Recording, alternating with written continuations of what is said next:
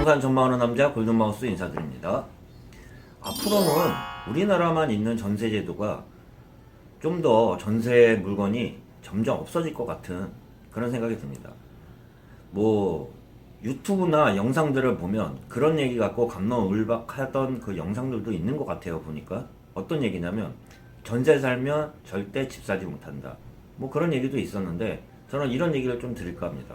앞으로는 전세가 살고 싶어도 물량이 없어가지고 전세제도는 많이 축소될 수밖에 없다고 드려보면서, 이 원인에 대해서 좀 말씀드려보면, 전세 가격이 상승했던 원인 중에 하나가 우리나라에만 있는 제도이긴 하지만, 급속도로 전세 가격이 올라갈 수밖에 없었던 건 수요와 공급에 따라 그렇게 됐겠지만, 그 촉매제 역할을 했던 게 전세 대출 제도라는 거예요. 우리나라에만 있는 전세제도 중에서도 전세대출 저금리에 빌릴 수 있는 전세대출 제도가 워낙 우리나라만큼 많은 데가 없잖아요. 금리차도 많고, 그러다 보니까 금리가 저렴하게 전세대출을 할 수 있기 때문에 전세가는 물건이 적은 상태에서도 금액들은 올라갔다고 볼 수 있어요. 그런 상태에서 정부가 추진하고 있는 임대차 3법에 따라 더욱 전세제도는 급속도로 줄어들 수밖에 없습니다. 이런 얘기를 드려보면서 한번 이야기를 내려보면, 제가 그런 얘기 했잖아요. 세입자 입장에서는 전세를 선호했던 게, 당연히 월세보다는 전세를 선호했던 게 저금리 하에 전세대출을 받을 수 있기 때문이에요. 이것도 전세대출을 이용할 수 있는 신용이 좋은 분들에 한해서 이야기 드리지만, 전세대출이라는 저금리 하에 돈을 빌릴 수 있는 그런 제도 때문에 세입자는 전세금이 올라가도 저금리하에 빌리기 때문에 전세를 올려주고라도 했는데요. 주인 입장에서 보면 지금 앞으로 도입 예정인, 정부에서 도입 예정인 임대차 3법에 따라 더욱 월세나 반전세라고 또 얘기하죠. 반전세나 월세나 아니면 주인들이 사는 확률이, 직접 거주하는 확률이 높아지기 때문에 전세 물건은 더욱 줄어들 수 없는 상황에서 더 가속화된다고 볼 수 있어요. 지금 매매가보다도 일부 서울 지역의 아파트 평균적으로, 아파트 기준입니다. 아파트 기준으로 보면 84제곱미터로 해가지고 전세 가격이 6억, 7억 가까이 넘어가는 데들이 많아요. 이런 걸 보면 한편으로는 그런 생각이 들어요. 수도권 지역에서는 6억, 7억이면 아직까지 살 수 있는 금액대가 많습니다. 그런데도 불구하고 직주 근접성이라는 이유도 중요하지만, 6억 7억이지만 전세를 선호하는, 서울의 전세를 선호하는 사람들이 있기 때문에 전세 가격은 떨어지지 않는다고 봐요. 그 가격이면 솔직히 아파트만 고집해서 그러는 거예요. 지금 일부 좀 이런 얘기를 들어보면 전체적인 물량은 부족하지 않다고 얘가 많이 말씀드렸는데, 서울 지역에 가장 부족한 지역은 주택 종류로 보면 아파트가 부족한 거예요. 선호도가 많은 아파트가 부족한 거지, 뭐 다세대나 단독주택이나 뭐 연립주택 같은 경우는 다른 지역 대비 많은 게 서울 지역인데, 그런데 선호하는 거는 또 아파트잖아요. 아파트가 부족하다는 말씀과 함께 아파트가 유독 전세 가격 대비를 따져보면 차이가 많아요. 또 고가다 보니까 평균적으로 다세대, 다가구에 비해서 아파트 가격이 워낙 높다 보니까 전세 가격이 높아요. 솔직히 말씀드리면 이런 생각을 할 것 같아요.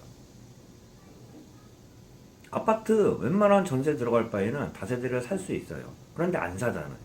그 이유는 톡 까놓고 얘기 드리면 그거 아닌가 싶어요. 매매가 상승률이 틀리다는 이유잖아요. 아파트는 상승률이 다세대나 연립주택에 비해서 워낙 가파르다 보니까 다세대를 사는 게 아니라, 다세대를 사고 싶은 생각이 별로 없을 거예요. 다세대를 피해서 아파트를 살려고 그러다 보니까 더더욱 이런 양극화 현상은 벌어졌다고 생각할 수 있어요. 그런데 정부에서 나오는 임대차 3법에 따라 더더욱 임대 물량은 줄어들 수밖에 없으면서 매매 시장보다는 올 하반기 화두는 내년까지 더불어 매매가보다는 전세가가 문제가 될 거라고 봐요. 또한 우리나라에만 있는 제도예요. 거의 유일하게. 외국 같은 경우는 월세도 보증금이 없는 렌트 프리로 해가지고 선불로 받는 제도들도 많이 있는데요.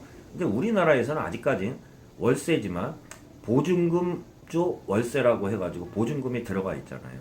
그런 월세지만 앞으로는 전세제도는 점점 축소될 수밖에 없다고 봐요.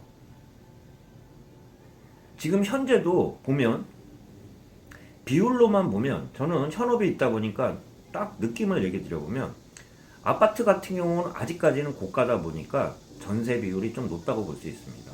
전세 비율이 굳이 비율을 따지면 조금이라도 높은 거는 아파트는 전세가 높고 월세가 작은데 그 이유 중에 하나가 월세 환산율이 요새 저금리다 보니까 환산 금액이 아무리 낮더라 그래도 뭐 200, 300 내고는 보증금 뭐 예를 들어 1억에 200, 300, 200 이상 그렇게 내고 생활할 수 있는 분이 적다고 보다 보면 그런 월세를 내놓는다 쳐도 들어갈 수 있는 확률은 높지 않을 거예요.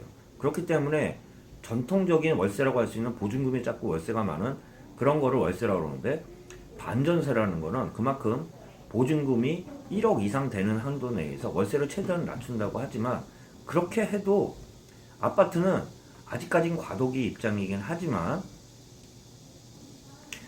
전세가 좀 많다고 볼 수 있는데 그렇지만 지금 상황 하에서는 점점 주인이 직접 거주하는 확률도 늘다 보면 반전세나 부분전세 또한 주인이 직접 거주하는 확률이 높아지면 전세 물량은 줄어들 수밖에 없다고 얘기 드리지만 다세대나 다가구 입장은 또 틀려요. 다세대나 다가구 입장을 보면 실질적으로 전세 물량도 많아요.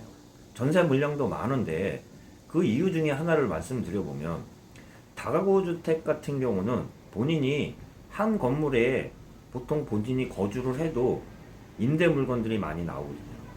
그러다 보면 월세 같은 경우는 선호도가 아무래도 전세에 비해서는 딸리지만 선호도가 틀리다고 얘기 드렸잖아요. 선호도가 틀리다는 게 전세 대출이 워낙 많다 보니까 구하는 사람 입장에서도 자기 돈 한 푼도 안 들이고 솔직히 말해서 1억 미만으로 보면 원액 전세 대출 제도가 많다 보니까 90% 가까이 1억이면 9천까지도 나오는 게 있어요. 그러다 보니까 일부 다세대나 다가구 같은 경우는 전세지만 잘 안 빠지는 경우도 있다는 이런 얘기를 드리지만 선호도 면에서 아파트를 선호하다 보니까 단독이나 다세대는 전세로 내놓지만 금액도 비싸지도 않아요. 아파트 대비해서도. 그렇지만 또 비어있는 상황도 생긴다면서 이런 현상도 더더욱 저금리가 지금 고착화된다고 그러면 주인 입장에서도 더더욱 다세대나 연립도 이왕이면 월세를 놓으려고 그러지 전세를 놓지는 않아요. 그렇지만 공실률이 많이 늘어난 거를 방비하기 위해서 부분 선호도가 빠른 뭐 전세를 놓거나 월세를 놓거나 그렇게 대체하는 상황은 생기겠지만 점점 더 전세 물건은 없어질 수밖에 없다고 이야기 드릴 수 있어요. 에만 있는 전세 제도가 전세 대출이라는 제도 때문에 전세금을 끌어올렸고 전세 대금을 끌어올렸던 이유 중에 하나가 전세 대출이면서 그 대출 금액 갖고 다른 주택을 투자하는 그런 수단으로도 이용됐지만 지금 정책에 따라 더 이상 아파트 같은 경우는 1가구 1주택 이외에 다주택자가 투자하기는 쉽지 않은 상황 하에서는 보증금이 필요가 많지 않은 상황에서 일부 상업용 부동산으로 수익형 부동산이라고 하죠. 수익형 부동산으로 그 금액을 쓰던가 아니면 직접 월세를 받는 수요는 점점 많아질 수밖에 없다는 마지막 말씀 드려보면서 월세에 비해서 전세는 앞으로는 좀 더 줄어들 수밖에 없다는 그러한 우려와 함께 전세 시장은 계속 화두가 될 거라는 말씀과 함께 매매 시장보다는 전세 시장이 많이 불안한 하반기 시장이라는 말씀 마지막으로 드려보면서 영상 마치도록 하겠습니다. 골드마우스였습니다.